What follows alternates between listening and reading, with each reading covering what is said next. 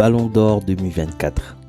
Félicitations d'abord à Rodri pour le Ballon d'Or qu'il a remporté et le scandale derrière, suite au fait que le principal favori, Vinicius Junior, ne l'ait pas obtenu, malgré une année folle, complètement folle.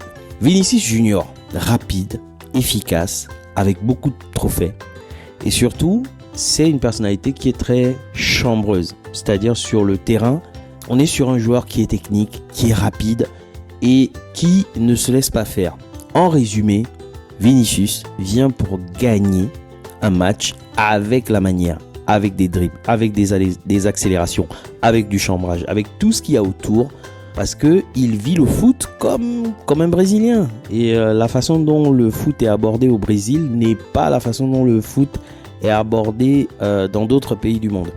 Et aujourd'hui, avec le foot actuel, on voit émerger des profils qui sont plus orientés sur l'efficacité, comme Haaland, Mbappé, au détriment des joueurs plus techniques, au détriment des dribbleurs. Mais faut pas oublier que le foot, avant tout, c'est un ensemble. Si c'est juste efficace, à un moment donné, ça perd de sa beauté. Donc le foot, avant tout, il est là pour être technique et pour être efficace. C'est dommage que Vinicius soit passé à côté de cette opportunité de gagner le Ballon d'Or 2024. Allons-y regarder les raisons pour lesquelles il n'a pas obtenu ce Ballon d'Or. Parce qu'il y a beaucoup de paramètres autour de l'image, à la fois l'image du joueur, mais surtout à la fois l'image du trophée. On semble des fois oublier que le Ballon d'Or, c'est avant tout une marque. Donc c'est du business, on fait du business avec. Donc son attribution est en fonction de l'image. Le Ballon d'Or a une certaine image à maintenir et à véhiculer. Donc on fait du marketing avec, on fait du business avec. On va faire tout un contenu qui va générer des revenus autour de cette marque appelée Ballon d'Or. Et cette image de marque doit être associée facilement à la personne à qui on l'attribue. Et d'ailleurs, c'est l'une des raisons pour laquelle beaucoup de lauréats ont eu à rater l'opportunité du Ballon d'Or, à cause effectivement de cette association entre l'image de ce que le média qui l'attribue veut véhiculer avec le Ballon d'Or et l'image communément véhiculée par l'athlète à qui on a envie de l'attribuer. C'est cette raison, par exemple, qui a fait en sorte que Franck Ribéry, qui est un joueur français, a eu à rater le Ballon d'Or malgré le fait d'avoir présenté une candidature similaire à celle de Vinicius. Ce n'est pas la seule raison. Il y a d'autres raisons. On parle de racisme. Ça, c'est probablement vrai parce que c'est une réalité. Mais pas que. Il y a aussi une question d'image véhiculée par le Ballon d'Or et l'image véhiculée par l'athlète à qui on veut l'attribuer. Et c'est un super coup marketing aussi. Le fait de ne pas attribuer le Ballon d'Or à un certain joueur parce que qu'est-ce qui va se passer après? Un joueur de la trempe de Vinicius qui est dans un club comme le Real Madrid va forcément chercher à prouver plus. Donc qu'est-ce qui va se passer? Le fait qu'on ne lui donne pas va faire en sorte qu'il va travailler un peu plus, et quand il travaille un peu plus, qu'est-ce qui se passe? C'est qu'on peut vendre le fait qu'il travaille plus, ça va faire monter l'intérêt autour du joueur, et si ça fait monter l'intérêt autour du joueur, on pourra vendre plus de papier. Donc si on a un média autour du foot, on pourra vendre plus de papier lié à cette frustration générée par le fait qu'on ne lui a pas attribué le Ballon d'Or. Donc c'est quelque part un gros coup marketing aussi de ne pas attribuer le Ballon d'Or aux méritants parce que ça fait monter l'intérêt, ça fait vendre et il ne faut pas oublier qu'une fois que le Ballon d'Or est attribué, après il se passe quoi pour le média? Le média, il doit toujours faire des chiffres, il doit toujours vendre des papiers. Donc c'est beaucoup plus facile de causer une frustration, quitte à avoir un tollé au début, mais par contre derrière ce sera suivi du contenu qui va générer bien entendu des revenus et l'année d'après le candidat sera probablement primé parce que il y aura eu un travail de rattrapage. Et aujourd'hui Vinicius, ce qui est intéressant avec son profil, c'est qu'on sait On sait qu'il va rebondir. On sait qu'il va mieux faire. On sait que ça va s'améliorer.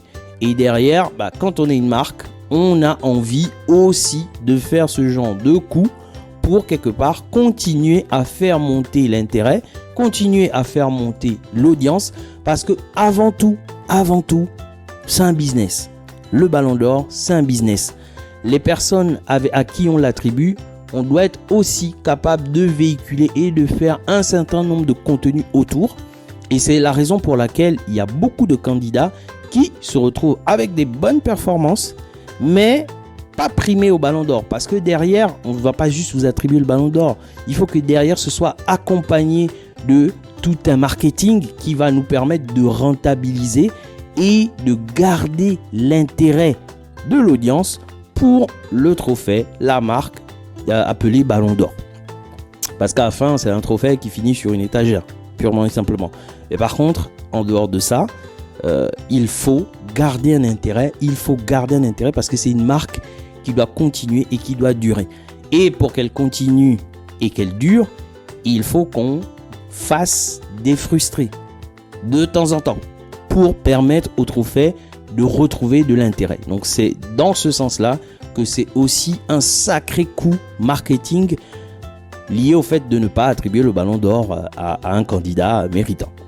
Maintenant, qu'est-ce qui est reproché à Vinicius par rapport à sa personnalité? Parce que le critère qui lui a fait défaut, c'était pas les performances. Le critère qui lui a fait défaut, c'est ce qu'on va désigner comme le fair play. Allons-y voir ça en détail. Le critère mis en valeur qui aurait fait défaut à Vinicius pour l'attribution du Ballon d'Or 2020. En fait, faut remarquer que Vinicius, c'est un joueur qui vient pour gagner à sa manière, avec sa personnalité. Et pour essayer de vous expliquer un peu ce qui se passe, essayez de vous projeter. Vous êtes dans un boulot, votre boss a un manque de respect à votre égard. Et vous répondez au manque de respect. Et votre boss vous dit attention, non, je suis pas d'accord sur le fait que tu me répondes parce que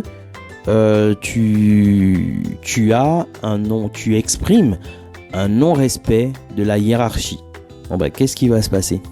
En fait, dans cette situation, votre boss est en train de vous faire un reproche non lié à votre personnalité parce que votre personnalité ne vous permet pas de tolérer ce manque de respect. Du coup, en réponse, vous avez une réaction, simplement. Et le fait que votre boss vient vous expliquer que vous n'avez pas à vous comporter comme ça et que vous ne respectez pas la hiérarchie, en réalité, c'est pas de ça qu'il s'agit. En réalité, c'est un manque de respect qu'il s'agit, quel que soit le contexte. Et en fait, c'est la même chose liée à Vinicius.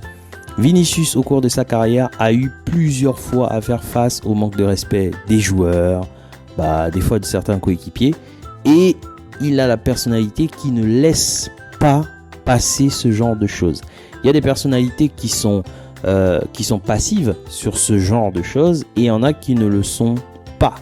Il se trouve que Vinicius a la personnalité qui ne laisse pas passer ce genre de choses. Donc, il va avoir une réaction en objection au fait des actes qui sont menés vis-à-vis de lui, parce que s'il estime que c'est une attaque, il va répondre à la mesure de ce qui a été causé.